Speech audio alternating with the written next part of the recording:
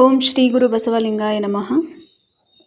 ಮನೆಯಿಂದು ಮಹಾಮನೆಯಾಯಿತು, ಗುರುಲಿಂಗ ಜಂಗಮಕ್ಕೆ ಶರಣಾದ ನಿಮ್ಮಿಂದ ಮನೆಯಿಂದು ಮಹಾಮನೆಯಾಯಿತು, ಮನೆಯಿಂದು ಮಹಾಮನೆಯಾಯಿತು.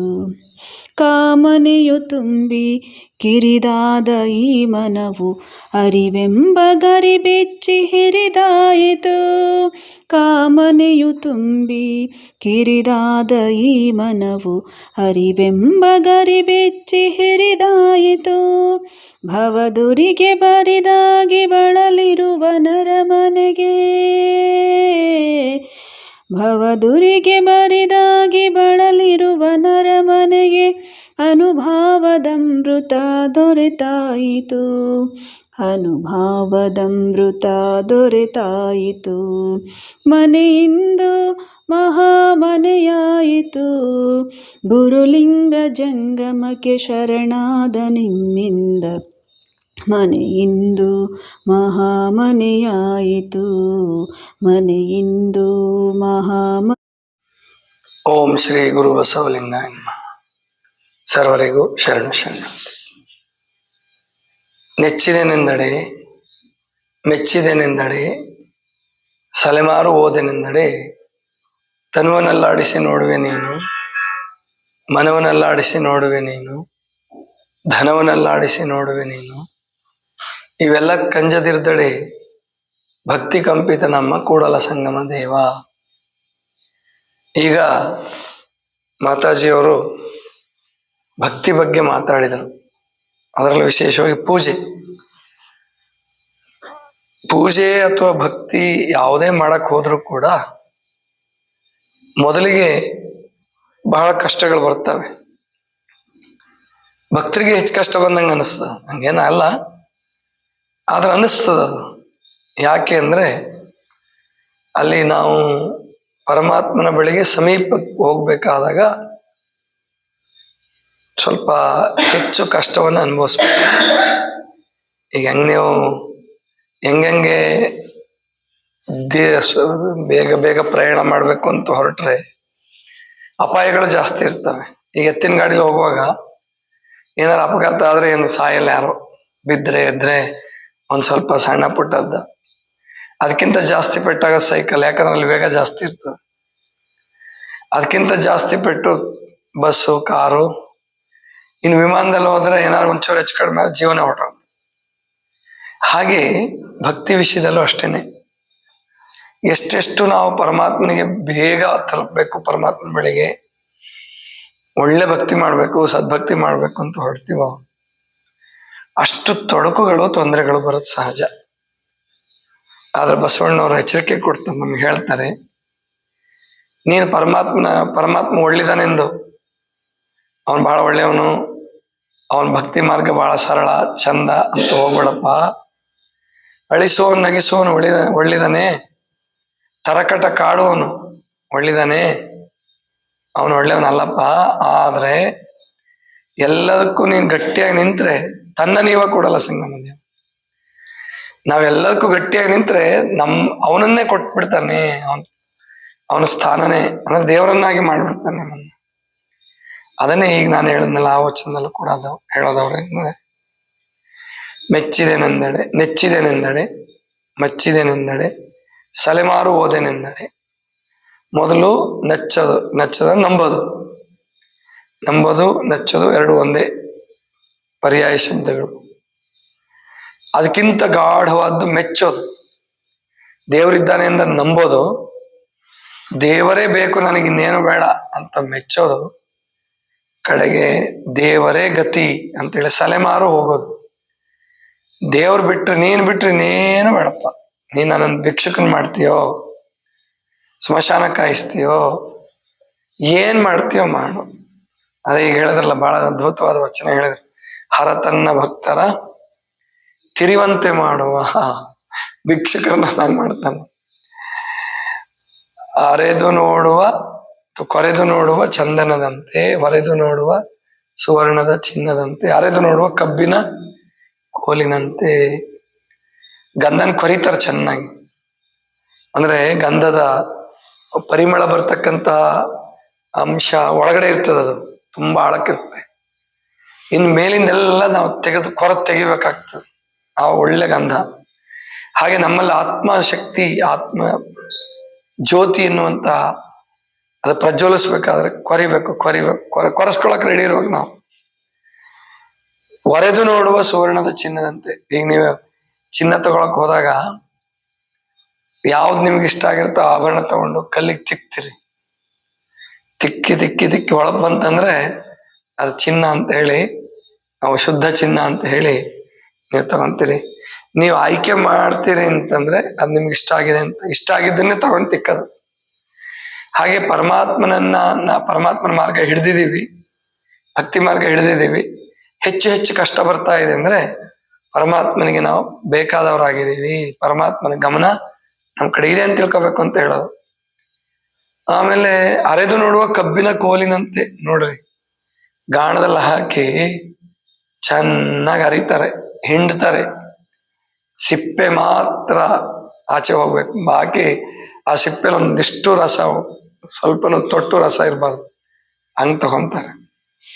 ಹಾಗೆ ಪರಮಾತ್ಮ ನಮಗೆ ಅನೇಕ ರೂಪದಲ್ಲಿ ಪರೀಕ್ಷೆಗಳನ್ನು ಮಾಡ್ಬೋದು. ತನುವನ್ನೆಲ್ಲಾಡಿಸಿ ನೋಡುವೆ ನೀನು, ಮನವನ್ನೆಲ್ಲಾಡಿಸಿ ನೋಡುವೆ ನೀನು, ಧನವನ್ನೆಲ್ಲಾಡಿಸಿ ನೋಡುವೆ ನೀನು. ತನುವನ್ನೆಲ್ಲಾಡಿಸೋದಂದ್ರೆ ರೋಗ ರುಜಿನಗಳು ಬರುತ್ತೆ ಶರೀರಕ್ಕೆ. ಇವಾಗ ನಾನು ಬಹಳ ಆರೋಗ್ಯವಾಗಿ ಕಾಣಿಸ್ತೀನಿ ನಿಮಗೆ, ಆದ್ರೆ 25 ವರ್ಷಗಳ ಹಿಂದೆ, 26, 27, 28 ವರ್ಷಗಳ ಹಿಂದೆ, 30 ವರ್ಷದ ಹಿಂದೆ ನನ್ನ ಶರೀರ ಇಷ್ಟು ಸಶಕ್ತವಾಗಿರ್ಲಿಲ್ಲ, ಸದೃಢವಾಗಿರ್ಲಿಲ್ಲ, ಮತ್ತು ಇಷ್ಟು ಗಾತ್ರನೂ ಇರಲಿಲ್ಲ, ಬಹಳ ತೆಳ್ಳಗೆ. ಅಷ್ಟೇ ರೋಗಗಳು, ಅಶಕ್ತತೆ ಎಲ್ಲ ಕಾಡ್ತಿತ್ತು. ಆವಾಗ ನಾನು ಈ ಕ್ಷೇತ್ರಕ್ಕೆ ಬಂದ್ಬಿಟ್ಟೆ. ಇನ್ನು ಈ ಕ್ಷೇತ್ರದಲ್ಲಿ ಮುಂದುವರಿಲೇಬೇಕು, ಬದುಕಿರೋ ತನಕ ಚೆನ್ನಾಗಿ ಬಾಡ್ಲೇಬೇಕು, ಏನಾದ್ರು ಸಾಧನೆ ಮಾಡ್ಲೇಬೇಕು ಅಂತ ಹೇಳಿ ನನ್ನ ಆರೋಗ್ಯವನ್ನು ಕಾಪಾಡ್ಕೊಳಕ್ ಹೋದಾಗ ಈ ಚಿಕಿತ್ಸೆ ಬೈ ಪ್ರಾಡಕ್ಟ್ ಆಗಿ ಸಿಕ್ತು, ಉಪ ಉತ್ಪತ್ತಿ ಅಂತ ಕರೀತಾರೆ. ನಾನೇನ್ ಕಂಡ್ಕೊಂಡು ಅದನ್ನ ಬೇರೆಯವ್ರಿಗೆ ಹೇಳಕ್ ಶುರು ಮಾಡಿದೆ. ಅವ್ರಿಗೆ ಚಲೋ ಆಯ್ತು, ಒಬ್ರಿಗೆ ಚಲೋ ಆಯ್ತು, ಇಬ್ರಿಗೆ ಚಲೋ ಆಯ್ತು, 10 ಜನರಿಗೆ ಚಲೋ ಆಯ್ತು, 100 ಜನರಿಗೆ ಚಲೋ ಆಯ್ತು, 1000 ಜನರಿಗೆ ಚಲೋ ಆಯ್ತು. ಈಗ ಎಲ್ಲೆಲ್ಲಿಂದನೋ ಹುಡ್ಕೊಂಡು ಬರ್ತೀರಾ. ಆದ್ರೆ ಮೊದಲು ನಾನು ಒಬ್ಬ ರೋಗಿನೇ. ಅದಕ್ಕೆ ಇಂಗ್ಲಿಷಲ್ಲಿ ಒಂದು ಮಾತು ಹೇಳ್ತಾರೆ, ಬಹಳ ಅದ್ಭುತವಾದ ಮಾತು, old patient is A new doctor ಅಂತ ಹೇಳಿ. ಹಳೆ ರೋಗಿ ಅಂದ್ರೆ ಅವನೊಬ್ಬ ಡಾಕ್ಟರ್ ಇದ್ದಂಗೆ, ಅನುಭವ ಆಗಿರುತ್ತೆ ಅವನಿಗೆ. ಅವನು ಆತರ ಮಾಡ್ತಾನೆ, ಡಾಕ್ಟರ್ ತರ ವರ್ತನೆ ಮಾಡ್ತಾನೆ, ಡಾಕ್ಟರ್ ತರ ಸಲಹೆ ಕೊಡ್ತಾನೆ. ಹಾಗೆ ನಂದು ಆಗಿರ್ತಕ್ಕಂಥದ್ದು. ತನುವನ್ನು ಅಲ್ಲಾಡಿಸಿದ ಪರಮಾತ್ಮ, ಮನವನ್ನೆಲ್ಲಾಡಿಸಿ ನೋಡುವೆ ನೀನು, ಚಂಚಲತೆ, ಮನಸ್ಸಿನ ಮುಂದೆ ಬೇಕಾದಷ್ಟು ಆಮಿಷಗಳನ್ನ, ಆಸೆಗಳನ್ನ ಇಟ್ಟಿರ್ತಾನೆ. ಕೆಲವು ಸಾರಿ ಹೇಳ್ತಿರ್ತಾರೆ, ಅವ್ರಿಗೆ ಆಸೆ ಬಹಳ ಇರ್ತದೆ, ಗುರುಗಳಿಗೆ ಬಹಳ ಆಸೆ, ಭಕ್ತರಿಗೆ ಬಹಳ ಆಸೆ ಇರ್ತದೆ, ಹಂಗೆ ತೋರ್ತದೆ ನಿಮ್ಗೆ ಅಷ್ಟೇ. ಯಾಕಂದ್ರೆ ಅವ್ರು ಗೆಲ್ಲಕ್ಕೆ ಹೊರಟಿರ್ತಾರೆ, ಮತ್ತು ಅವರು ಪೂರ ತ್ಯಾಗಿಗಳಾಗಿರ್ತಾರೆ. ತ್ಯಾಗಿಗಳಾಗಿದ್ದಾಗ ಜಗತ್ತಿಗೆ ಒಳ್ಳೇದ್ ಮಾಡ್ಬೇಕು ಅನ್ನೋ ದೃಷ್ಟಿಯಿಂದನೋ, ಸಮಾಜದಲ್ಲಿ ಏನೋ ದೊಡ್ಡ ಸಾಧನೆ ಮಾಡ್ಬೇಕು ಅನ್ನೋ ದೃಷ್ಟಿಯಿಂದನೋ, ಅದೇನು ಅವರಲ್ಲಿ ಸ್ವಾರ್ಥ ಇರೋದಿಲ್ಲ. ಜಗತ್ತಾಗಂತ ಹೇಳುತ್ತೆ, ತಿಳಿಲಾರ್ದವ್ರಾಗಂತ ಹೇಳ್ತಾರೆ ಅಷ್ಟೇ. ಆದ್ರೆ ಇರುತ್ತೆ, ಪರಮಾತ್ಮನು ನಮ್ಮ ಮನಸ್ಸಿಗೆ ಚಂಚಲತೆಯನ್ನ ಒಡ್ಡಿದ್ದು ನೋಡ್ತಾನೆ. ಕಡೆಗೆ ಧನವನ್ನೆಲ್ಲಾಡಿಸಿ ನೋಡುವೆ ನೀನು, ಬಡತನ ಕೊಟ್ಟು ನೋಡ್ತಾನೆ, ಕಿತ್ಕೊಂಡು ನೋಡ್ತಾನೆ, ಹಣ ಎಲ್ಲ ಹೊರಟೋಗ್ಬೋದು, ಅಲ್ಲಾಡಿಸ್ತಾನೆ. ಯಾರೋ ಒಬ್ರಿಗೆ ಹಿಂಗೆ ಬಹಳ ದೊಡ್ಡ ಹಣದ ನುಕ್ಸಾನ ಆಯ್ತು, ದೇವ್ರನ್ನ ಬಹಳ ನಂಬಿದ್ರು ಅವರು, ಬಹಳ ದೊಡ್ಡ ನುಕ್ಸಾನ ಆಯ್ತು, ಆದ್ರೂ ಶಾಂತವಾಗಿದ್ರು. ಯಾಕೆ ಅಂತ ಕೇಳಿದ್ರೆ ಅವ್ರಿಗೆ ಹೇಳ್ತಾರ ಅವರು, ದೊಡ್ಡ ದೊಡ್ಡ ಹಡಗುಗಳೇ ಮುಳುಗೋಗ್ಬಿಡ್ತವೆ. ಒಬ್ಬ ವ್ಯಾಪಾರಿ ದೊಡ್ಡ ಬಂಡವಾಳ ಹಾಕಿರ್ತಾನೆ, ಸಾಲ ಮಾಡಿರ್ತಾನೆ, ಹಡಗಲ್ಲಿ ಏನೋ ದೊಡ್ಡ ಮಾಲ್ ಕಳಿಸ್ತಿರ್ತಾನೆ, ಬಿರುಗಾಳಿ ಬಂದು ಅದು ಮುಳುಗೋಗ್ಬಿಡ್ತದೆ ಎಲ್ಲವೂ. ನಿನ್ನೆ ದೊಡ್ಡ ಸಾಹುಕಾರ, ಇವತ್ತು ಭಿಕ್ಷುಕನ ಲೆಕ್ಕಕ್ಕೆ ಬರ್ತಾನೆ. ಜಗತ್ನಲ್ಲಿ ಹಂಗಾಗಿದೆ. ಒಬ್ಬ ರಾಜ, ಅವನು ಭಿಕ್ಷುಕನಾಗ್ಬಿಡ್ತಾನೆ, ಸೋತು ಅಲೆಮಾರಿ ಆಗ್ಬಿಡ್ಬೋದು. ಹಾಗೆ ಯಾವುದೇ ಇರಲಿ, ಪರಮಾತ್ಮ ಕೊಟ್ಟಿದ್ದ, ಪರಮಾತ್ಮ ತಗೊಂಡ, ಅಥವಾ ಪರಮಾತ್ಮ ತಗೊಂಡಿದ್ದಾನೆ, ಪರಮಾತ್ಮ ಕೊಟ್ಟೆ ಕೊಡ್ತಾನೆ. ಈ ಭಾವದಲ್ಲಿ ಬದುಕಬೇಕು ಭಕ್ತನಾದವನು. ಧನವನ್ನು ಅಲ್ಲಾಡಿಸಿ ನೋಡ್ತಾನ, ಧನವನ್ನು ಅಲ್ಲಾಡಿಸಿ ನೋಡುವೆ ನೀನು, ಇವೆಲ್ಲಕ್ಕೆ ಅಂಜದಿರ್ದಡೆ ಭಕ್ತಿ ಕಂಪಿತ ನಮ್ಮ ಕೂಡಲ ಸಂಗಮ ದೇವ. ಈಗ ನಿಮ್ಗೆ ಆರೋಗ್ಯ ಕೆಟ್ಟಿದೆ, ಕೆಲವರಿಗೆ ಬಹಳ ದೊಡ್ಡ ದೊಡ್ಡ ಕಾಯಿಲೆ ಬಂದಿದೆ. ಇಲ್ಲಿ ಒಬ್ರು ಬಂದಿದ್ದಾರೆ ಪಾಪ, ಅವ್ರು ಬರಕ್ಕಾಗಿಲ್ಲ ಪ್ರಾರ್ಥನೆಗೆ ಅಂತ ಕಾಣಿಸುತ್ತೆ. ಅವ್ರಿಗೆ ಕ್ಯಾನ್ಸರ್ ಆಗಿದೆ ಪಾಪ, ಗಂಟ್ಲು ಕ್ಯಾನ್ಸರ್. ಮೊನ್ನೆ ಬಂದಿದ್ರು, ಕೇಳಿದ್ರು ಎಷ್ಟು ವಯಸ್ಸಂದೆ. ಆಗಿದೆ 68 ವರ್ಷ 69 ವರ್ಷ ಅಂದ್ರು. ಹೆದರ್ಬೇಡಿ, 62 63 ವರ್ಷ ಅಂತ ಹೇಳಿದ್ರು.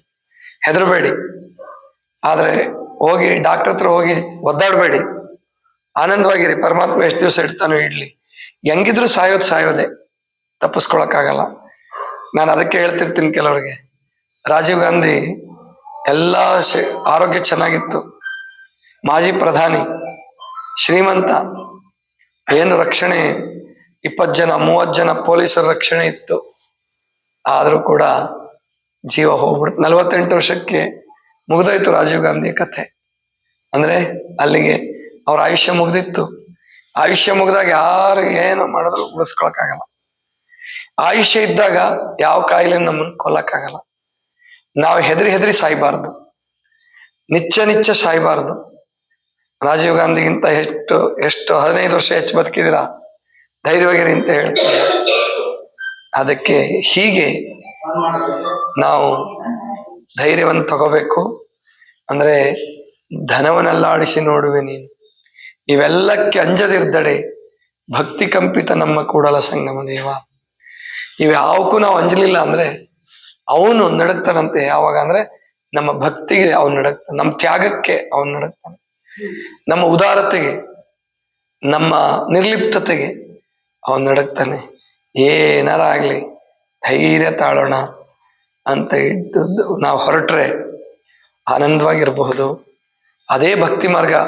ಕಷ್ಟ ಬಂದಾಗ ಅಥವಾ ನುಕ್ಸಾನ್ ಆದಾಗ ನಂದೇನೋ ತಪ್ಪಿದೆ ಅಂತ ಯಾರು ಧೈರ್ಯಗೆಡಬಾರ್ದು. ಈಗ ಒಂದೊಳ್ಳೆ ಕೆಲಸ ಮಾಡಕ್ ಹೊರಟಿರ್ತೀರ, ನುಕ್ಸಾನ್ ಆಗ್ಬಿಡುತ್ತೆ, ಆವಾಗ ನಿಮ್ಮನ್ನ ನೀವು ನಿಂದಿಸ್ಕೋಬೇಡಿ, ಧೈರ್ಯವಾಗಿರಿ. ಯಾಕೆಂದ್ರೆ ನೀವೇನು ಸ್ವಾರ್ಥಕ್ಕಾಗಿ ಕೆಟ್ಟದ್ದಕ್ಕಾಗಿ ಮಾಡಿಲ್ಲ. ಆ ಒಂದು ಧೈರ್ಯವನ್ನು ತಗೊಂಡಾಗ ಪರಮಾತ್ಮ ಮತ್ಯಾವುದೋ ರೂಪದಲ್ಲಿ ನಮ್ಮನ್ನ ಕೈ ಹಿಡಿತಾನೆ, ಕಾಪಾಡ್ತಾನೆ. ಇದಿಷ್ಟು ಇವತ್ತಿನ ಚಿಂತನ. ಸರ್ವರಿಗೂ ಶರಣ.